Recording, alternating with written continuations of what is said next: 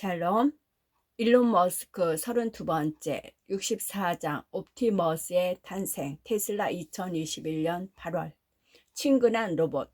휴머노이드 로봇의 개발에 대한 머스크의 관심은 인공지능에 대해 그가 느끼던 매혹과 두려움으로 거슬러 올라간다. 누군가 의도적으로든 실수로든 인간에게 해를 끼칠 수 있는 AI를 만들 가능성을 우려해 그는 2014년에 오픈 AI를 출범시켰다. 또한 자율주행 자동차와 신경망 훈련 슈퍼컴퓨터, 도즈, 인간과 기계 간의 매우 친밀한 공생 관계를 구축하고자 뇌에 이식하는 뉴럴 링크 칩 등 관련 연구를 추진하게 된 것도 이에 기인한다. 안전한 AI는 궁극적으로 어떻게 만들어야 하는가? 사람들 대부분은 특히 어릴 적 공상과학 소설을 즐겨 읽은 사람이라면 로봇은 인류 전반에 혹은 어떤 사람에게든 해를 끼쳐서는 안 된다는 아시모프의 법칙을 위반하지 않으면서 시각적으로 입력된 정보를 처리하고 작업을 수행하는 방법을 배울 수 있는 휴머노이드 로봇, 즉 인간형 로봇을 떠올릴 것이다.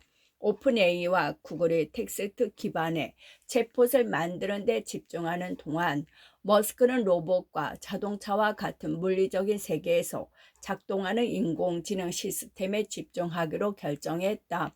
바퀴 달린 로봇인 자율주행 자동차를 만들 수 있다면 다리 달린 로봇도 만들 수 있습니다. 머스크는 말했다. 2021년 초 머스크는 임원회의에서 테슬라가 로봇 제작에 진지하게 임해야 한다고 언급하기 시작했고, 한 번은 보스턴 다이내믹스가 설계한 인상적인 로봇의 동영상을 상영하기도 했다. 그는 휴머노이드 로봇은 좋든 싫든 앞으로 일어날 일이라며 우리가 바람직한 방향으로 이끌 수 있도록 해야 한다고 말했다. 로봇에 대해 이야기할 때면 언제나 그의 흥분이 고조되었다. 그는 수석 디자이너 프란츠 폴 호츠하이젠에게 강조하곤 했다. 이것은 우리가 하는 일 중에서 가장 큰 일, 자율주행차보다 훨씬 더 큰 일이 될 가능성이 높아요. 일론이 특정 주제를 반복해서 강조하면 우리는 바로 관련 작업에 착수하게 됩니다. 폰 홀츠하이젠의 말이다.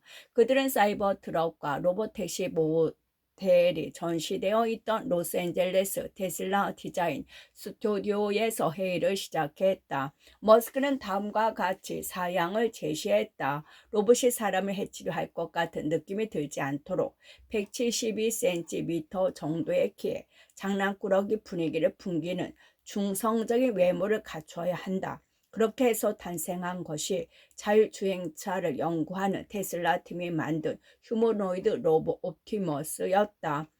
머스크는 2021년 8월 19일 테슬라의 펠도 엘토 본사에서 A-Day라는 행사를 개최해 이 로봇을 발표하기로 결정했다. AI 데이 이틀 전 머스크는 보카치카에서 테슬라 팀과 화상으로 준비 회의를 가졌다. 그날 그의 일정은 스타쉽 발사에 대한 지원을 받기 위한 텍사스 어류 및 야생동물 보호국가의 회의와 테슬라 재무회의, 솔라루프의 재정에 대한 논의, 향후의 민간인 발사에 대한 회의, 스타쉽 조립 라인 시찰, 넷플릭스의 다큐멘터리 인터뷰, 브라이언 다우팀이 솔라루프를 설치하고 있던 규격형 축대 현장에 대한 두 번째 심야 방문 등으로 채워졌다. 자정을 넘긴 후 그는 비행기에 올라 펠로엘토로 향했다. 마침내 비행기에서 휴식을 취하며 그가 말했다. 이 현안에서 저 현안으로 이렇게 옮겨 다니면서 일을 처리하는 건 너무 지치는 일이에요. 하지만 문제가 그렇게 많으니 어떻게 합니까? 다 내가 해결해야 하는 문제들이지요. 그렇다면 왜 지금 또 AI와 로봇의 세계로 뛰어들고 있을까? 랠리 페이지처럼 사고하는 사람들이 걱정되기 때문이에요. 그가 말했다.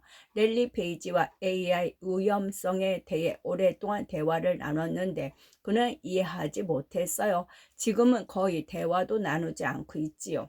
새벽 4시에 도착한 그는 친구 집에서 몇 시간 잠을 잔 후 테슬라의 펠로에트 본사로 가서 로봇 발표를 준비하는 팀과 만났다. 계획은 한 여배우가 로봇 분장을 하고 무대에 오르는 것이었다. 마스크는 흥분했다. 그녀에게 고개를 식히면 어떨까요? 그가 마치 몬티 파이튼의 종국이라도 찍는 것처럼 말했다. 불가능해 보이는 멋진 동작을 취하게 할 수 있을까요? 이를테면 모자를 쓰고 지팡이를 짚고 탭댄스를 추는 것 같은 거. 그가 진지하게 말한 요점은 로봇이 위협적으로 보여서는 안 되고 재밌어 보여야 한다는 것이었다. 기다렸다는 듯이 엑스가 회의실 테이블 위에서 춤을 추기 시작했다. 이 아이는 파워팩을 정말 좋아요. 머스크가 말했다. 걸어 다니며 보고 들으면서 소프트웨어 업데이트를 받는 셈이지요. 바로 그것이 목표였다. 인간을 보고 모방함으로써 학습할 수 있는 로봇을 만드는 거 말이다. 모자와 지팡이 춤에 대한 농담을 몇 번 더 나눈 후 머스크는 최종 사양을 세밀하게 검토하기 시작했다. 시속 4마일이 아니라 5마일로 달릴 수 있게 하고 들어 올릴 수 있는 무게도 조금 더 높이 자고요. 그가 말했다. 부드럽게 보이게 하는데 너무 치중하다 보니 너무 약해진 것 같네요. 엔지니어들이 배터리를 교대로 바꿔 끼우는 방식으로 갈 계획이라고 말하자 머스크는 그 아이디어를 거부했다. 많은 바보들이 배터리 교체 방식을 채택했는데 그건 대개 배터리 자체가 형편없었기 때문이에요. 그가 말했다. 초기에 다들 한 번씩 겪어본 바보 짓이지요. 배터리를 교대로 바꿔 끼는 방법은 생각도 하지 마세요. 그냥 팩을 더 크게 만들어서 한번 충전으로 16시간 동안 작동할 수 있게 만들면 되는 거예요. 회의가 끝난 후 그는 회의실에 그대로 머물렀다. 스모 대결로 다친 목이 여전히 아팠던 터라 얼음 주머니를 머리 뒤에 대고 바닥에 누웠다. 만약 우리가 사람을 관찰해서 특정 작업을 수행하는 방법을 배울 수 있는 범용 로봇을 생산할 수 있다면 그것은 경제를 엄청난 수준으로 끌어올릴 겁니다. 그가 말했다. 그렇게 되면 보편적 기본소득을 도입할 수도 있겠지요. 이른 선택이 될 수 있고요. 그렇다. 그리고 그래도 어떤 사람들은 여전히 광적으로 일하려고 할 것이다. 다음날 AI 데이 프레젠테이션을 위한 연습 세션을 지켜본 머스크는 기분이 좋지 않았다. AI 데이 행사는 옵티머스를 공개하는 것뿐만 아니라 테슬라가 자율주행 자동차 부분에서 이룬 진전을 소개하는 자리였다. 오토파일럿과 옵티머스 소프트웨어 팀을 이끄는 예민한 성격의 벨기에 출신 엔지니어 밀란 코박이 기술적인 측면에 치중된 슬라이드를 선보이는 동안 머스크는 계속 지루해요 라고 말했다. 멋지지 않게 너무 많이 들어갔잖아요. 인재를 영입하려는 목적도 있는데 이 슬라이드를 보면 아무도 합류하고 싶지 않을 거요. 아직 머스크의 맹비난을 받아 넘기는 기술을 익히지 못한 코박은 사무실로 돌아와 사표를 썼고 그날 저녁으로 예정된 프레젠테이션 계획은 혼돈에 빠져들었다. 전투 경험이 많아 훨씬 더 노련한 상사인 라스 모라비와 피트 베런이 현장을 떠나려는 코박을 막아섰다. 같이 슬라이드를 살펴보고 조금 고쳐보도록 합시다. 모라비가 말했다. 코박은 위스키 한잔하고 싶다고 말했고 베너는 오토파일럿 작업장에서 일하던 직원에게서 위스키 한 병을 구했다. 모라비와 위스키를 2잔씩 나눠 마신 후에야 코박은 진정되었다. 행사는 끝까지 치를 겁니다. 팀원들을 실망시키지 않겠습니다. 코박이 말했다. 모라비와 베난의 도움으로 코박은 슬라이드 수를 절반으로 줄이고 새로운 멘트를 연습했다. 화를 삭히고 새로운 슬라이드를 일론에게 가져갔습니다. 코박의 말이다. 머스크는 슬라이드를 훑어보더니 말했다. 그래요. 좋아요. 코박은 머스크가 자신을 질책한 사실조차 기억하지 못한다는 인상을 받았다. 이 혼란으로 인해 그날저녁 프레젠테이션은 1시간 정도 지연되었다. 행사는 그다지 세련된 인상을 주지 못했다. 16명의 발표자 모두 남성이었다. 여성은 로봇 분장을 한 여배우 한 명뿐이었고 그녀는 재미난 탭댄스 같은 것을 보여주지 않았고 고개를 하지도 않았다. 하지만 머스크는 약간 더듬거리는 단조로운 목소리로 옵티머스를 테슬라의 자율주행차 계획 및 도주 슈퍼컴퓨터와 연결시킬 수 있었다. 그는 옵티머스가 코드로 지시받을 필요 없이 직접 작업을 수행하는 방법을 배울 것이라고 말했다. 인간처럼 관찰을 통해 스스로 학습한다는 것이었다. 이는 우리의 경제는 물론이고 삶의 방식까지 혁신할 것이라고 그는 강조했다. 65장 뉴럴링크 2017에서 2020년 인간 컴퓨터 인터페이스 디지털 시대의 가장 중요한 기술적 도약 중 일부는 인간과 컴퓨터 인터페이스, 즉 인간과 기계가 서로 소통하는 방식의 발전과 관련이 있었다. 20세기 중반 모니터로 비행기를 추적하는 방공 시스템을 연구하던 심리학자 겸 엔지니어 나클 라이더는 1960년 후 세대에 큰 영향을 미친 인간과 컴퓨터의 공생이라는 제목의 논문을 발표했다. 비디오 디스플레이어가 어떻게 컴퓨터와 사람이 함께 생각할 수 있게 하는가에 대한 내용이었다. 그는 머지않아 인간의 두뇌와 컴퓨팅 기계가 매우 긴밀하게 결합될 수 있기를 희망한다라고 덧붙였다. MIT의 컴퓨터 광들은 그러한 비디오 디스플레이를 사용하여 스페이스 워라는 게임을 만들었는데 이것은 마리화나에 취한 대학생들도 쉽게 플레이할 수 있을 정도로 직관적인 인터페이스를 갖춘 사용 설명이 거의 필요 없는 상용 게임을 탄생시키는 데 기여했다.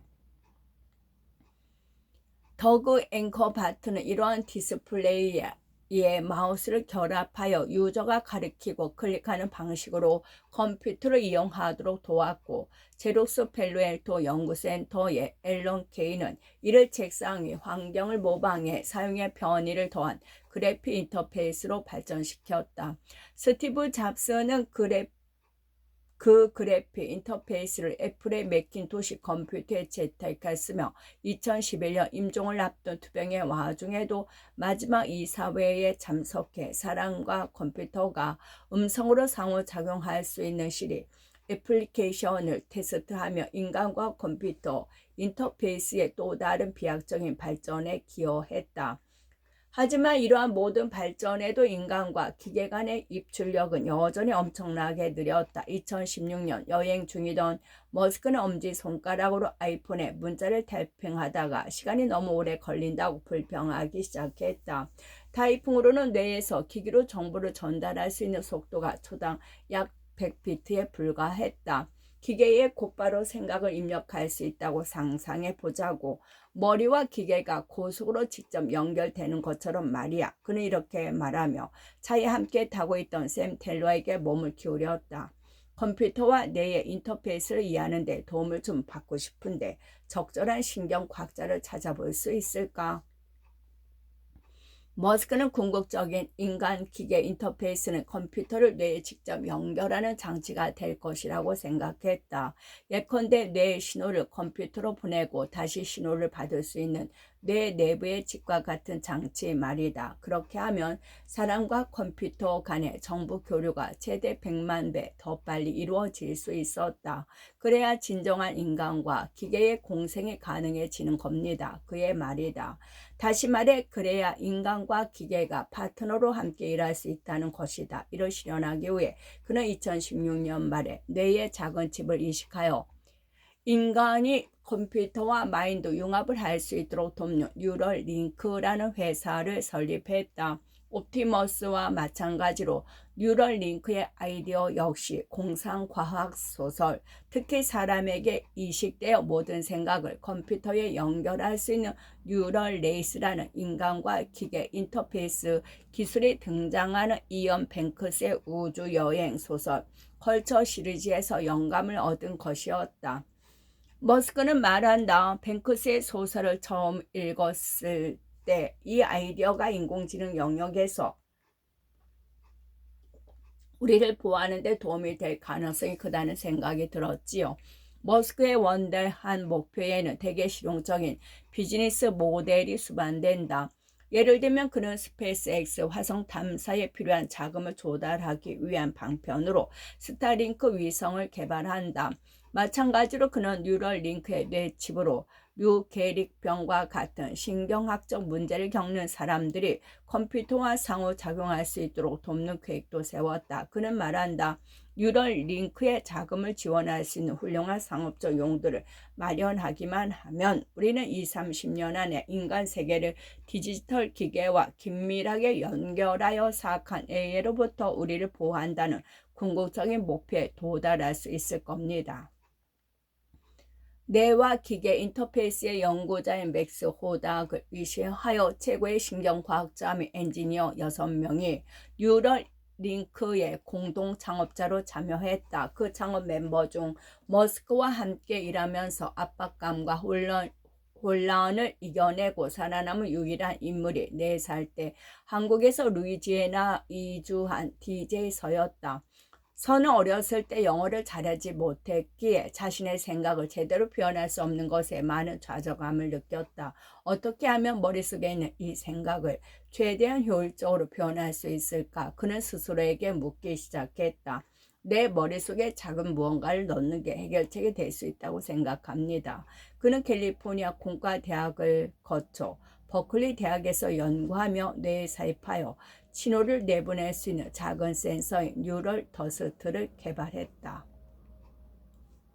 또한 머스크는 시본 질리스라는 시원한 눈매와 명석한 두뇌를 자랑하는 기술 투자자를 영입했다. 토론토 근처에서 자란 시본 질리스는 학창시절 하키 선수로 두각을 나타냈지만 1999년 레이 커츠와일에 져서 영적 기계의 시대, 컴퓨터가 인간 지능을 능가하는 순간을 읽은 후 기술 마니아가 되었다. 예일 대학교에서 공부한 그녀는 몇 개의 스타트업 인큐베이터에서 새로운 AI 벤처 사업을 돕는 일을 하다가 오픈 AI에서 파트타임 컨설턴트로 일하게 되었다. 머스크는 뉴럴링크를 창업할 때 그녀에게 밖에서 커피 한잔 하자며 데려나와 본격적으로 합류해달라고 제안했다. 뉴럴링크는 단순히 연구만 하는 데가 아니에요. 그가 그녀에게 장담했다. 진짜 장치를 만드는 것이 목표지요. 그녀는 벤처 투자자로 계속 일하는 것보다 일이 더 재미있고 유용할 것이라고 즉시 판단했다. 제가 만난 그 어떤 사람보다 일론에게서 독특한 교훈을 더 많이 배웠습니다. 그녀는 말한다. 그런 사람과 인생의 일부를 함께 보내지 않는 것은 어리석은 일이라고 생각했습니다. 처음에 그녀는 머스크가 운영하고 있는 세 개의 회사, 즉 뉴럴링크, 테슬라, 스페이스X 모두에서 인공지능 프로젝트에 참여했지만 결국 뉴럴링크의 고위 임원직을 맡게 되었고 머스크의 사적인 동반자가 되었다. 돼지에 이식한 칩. 뉴럴링크 칩의 기반 기술은 1992년 유타 대학교에서 발명한 유타 어레이를 기반으로 하는데 이는 뇌에 삽입할 수 있는 100개의 바늘에 박힌 마이크로칩이다. 각 바늘은 단일 뉴런의 활동을 감지하여 유선으로 사람의 두개골에 연결해 놓은 박스의 데이터를 전송한다. 뇌에는 약 860억 개의 뉴런이 있기 때문에 이것은 인간과 컴퓨터 인터페이스를 향한 나노 단계에 불과했다. 2019년 8월 머스크는 뉴럴링크에서 어떻게 유타 어레이를 개선하여 수천 개의 채널을 갖춘 통합형 뇌와 기계 인터페이스 플랫폼을 만들 것인지 그 방법을 설명하는 과학 논문을 발표했다. 뉴럴링크의 칩은 96개의 스레드에 3,000개 이상의 전극을 가지고 있었다. 언제나 그렇듯 이 머스크는 제품 자체뿐만 아니라 제품을 제조하고 배포하는 방법에도 집중했다. 고속으로 작동하는 로봇이 사람의 두개골에 작은 구멍을 뚫고 칩을 삽입한 후 스레드를 뇌에 밀어 넣는 방식이었다. 그는 2020년 8월 뉴럴링크에서 공개 프레젠테이션을 개최해 뇌에 칩을 이식한 거트루트라는 이름의 돼지를 통해 이 장치의 초기 버전을 발표했다. 거트루트가 러닝머신 위를 걷는 영상은 칩이 어떻게 뇌의 신호를 감지하여 컴퓨터로 전송하는지 보여주었다. 머스크는 5센트 동전 크기의 칩을 들어 보였다. 그 칩을 두개골 아래에 삽입하면 무선으로 데이터를 전송할 수 있었고, 따라서 사용자가 공포 영화에 나오는 사이보그처럼 기괴하게 보이지 않을 수 있었다. 제 머리에 지금 뉴럴링크 칩이 들어있어도 여러분은 전혀 그 사실을 모를 겁니다. 그가 말했다. 저한테 지금 칩이 이식되어 있을지도 모른다니까요. 몇 달 후 머스크는 테슬라의 프리몬트 공장 근처에 있는 뉴럴링크 연구소에 들렀을 때 엔지니어들에게 그에게 최신 버전을 보여주었다. 각각 약 1000개의 스레드가 있는 4개의 개별 칩을 결합하는 버전이었다. 즉 4개의 칩을 2개 골에 각기 다른 부위에 이식하고 귀 뒤에 내장된 라우터에 전선으로 연결하는 방식이었다. 머스크는 설명을 듣고 거의 2분 동안 아무 말도 하지 않았고, 질리스와 그녀의 동료들은 긴장한 채 지켜볼 수밖에 없었다.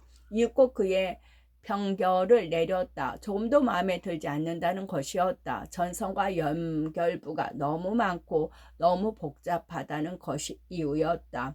당시 그는 스페이스 X의 랩터 엔진에서 연결을 제거하는 작업을 진행 중이었다. 모든 연결 부위는 실패의 가능성을 내포하고 있었다. 하나의 장치로 가야 해요.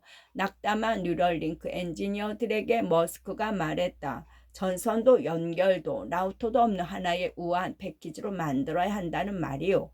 모든 기능을 하나의 장치에 담는 것을 막는 물리 법칙이나 기본 원칙은 없었다. 엔지니어들이 라우터의 필요성을 설명하려 하자 머스크의 얼굴이 돌처럼 굳어졌다. 제거하시오. 그가 말했다. 제거.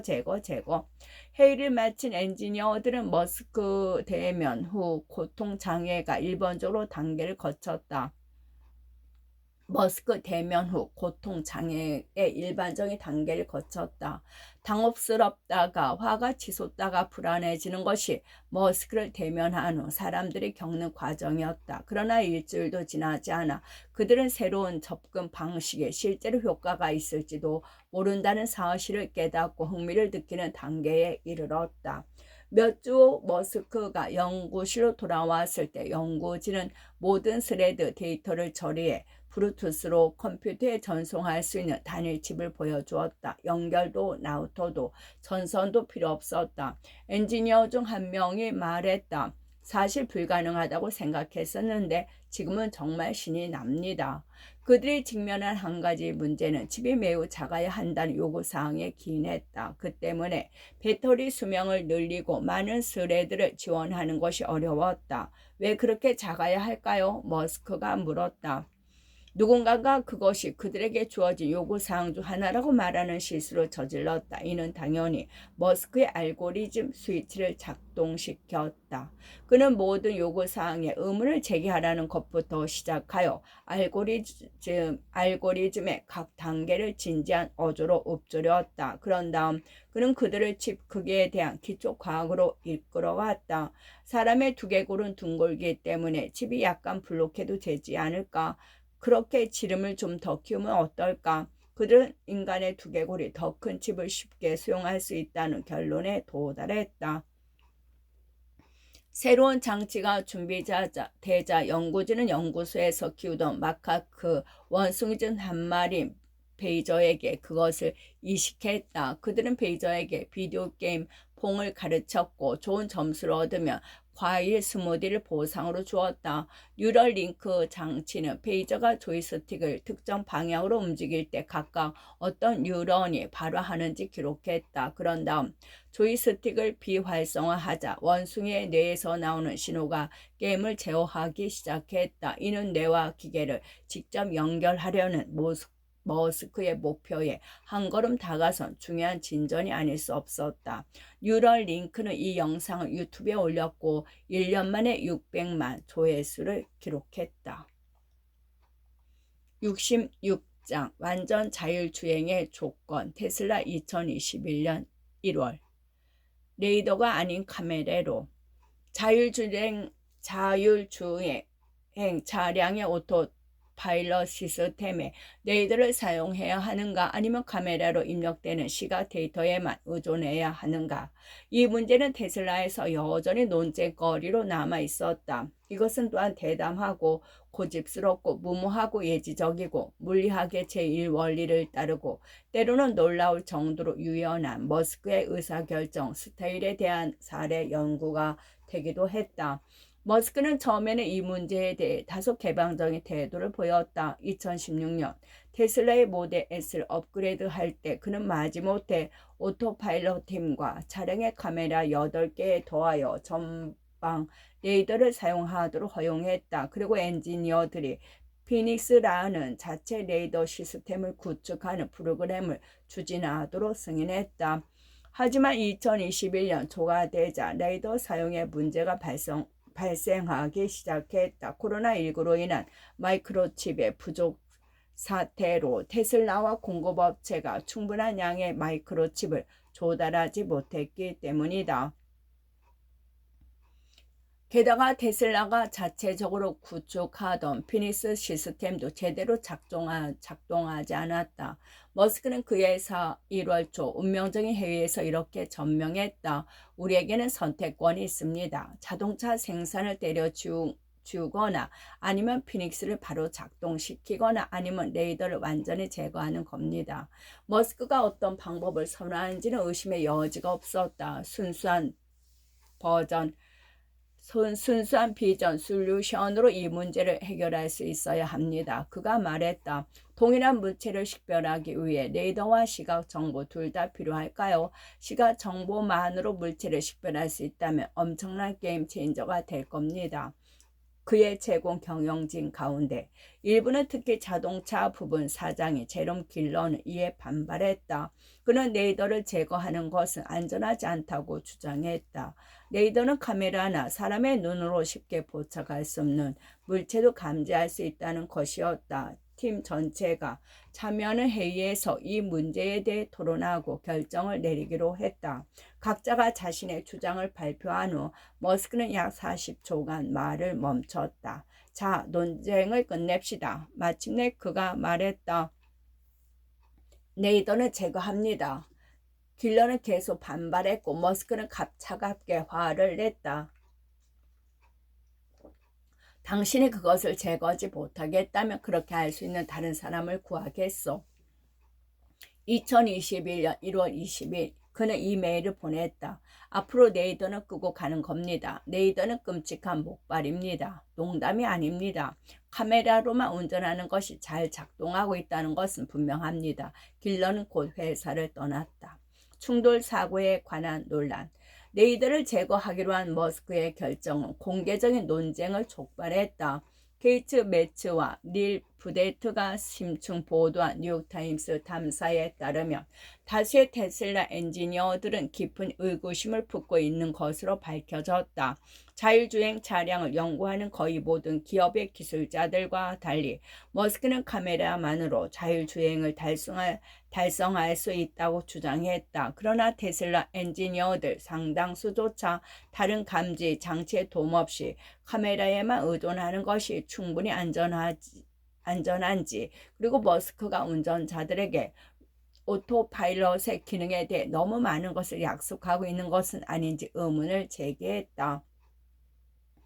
테슬라에 대한 비판적인 저서 루디 크로스가 쓴 에드워드 리더마이어는 트위터에 이렇게 올렸다. 일반적인 운전자 지원 시스템의 개선으로 업계는 더 많은 레이더를 향해 그리고 라이다 및 열화상 같은 좀 더 새로운 방식을 향해 나아가고 있습니다. 그런데 테슬라는 뚜렷한 대조를 이루며 거꾸로 나아가고 있습니다. 또한 소프트웨어 보안 기업가인 우드는 뉴욕 타임스에 테슬라의 자율주행 시스템에 대해 포춘 500대 기업이 판매한 제품 중 최악의 소프트웨어라고 비판하는 전면 광고를 게재했다.